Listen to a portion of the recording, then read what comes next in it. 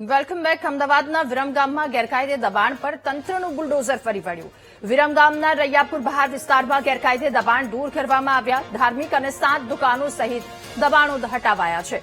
5 JCB, 3 Hitachi machine અને 15 dumper સાથેનો મોટો કાફલો મેદાનમાં ઉતારવામાં આવ્યો.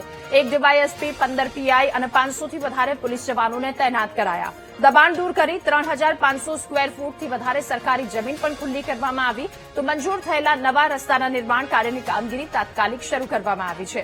પ્રશાસન અને પોલીસના ચુસ્ત બંદોબસ્તની વચ્ચે ડિમોલિશનની આ કાર્યવાહી હાથ ધરાઈ.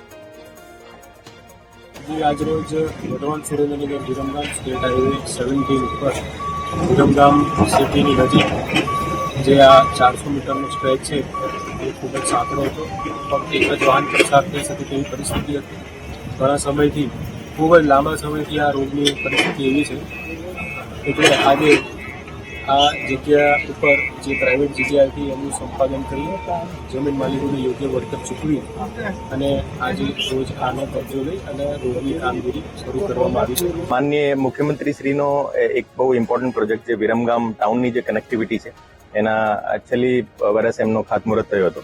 અને આ પ્રોજેક્ટમાં બે જે ડબલ લેન હાઈવે હતો એનો વાઇડનિંગ કરવાનો પ્રોજેક્ટ હતો જે વિરમગામની મુખ્ય કનેક્ટિવિટીનો એક આધાર છે.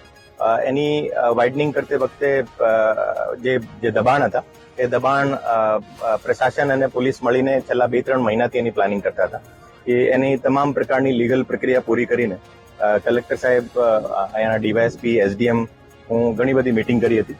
એને અમારી ઘણી બધી મિટિંગ આગેવાનો સાથે પણ થઈ હતી. ઓર એને આધારે આજ સવારે એક મેગા ડિમોલિશનનો કામગીરી ચાલુ કરવામાં આવી હતી.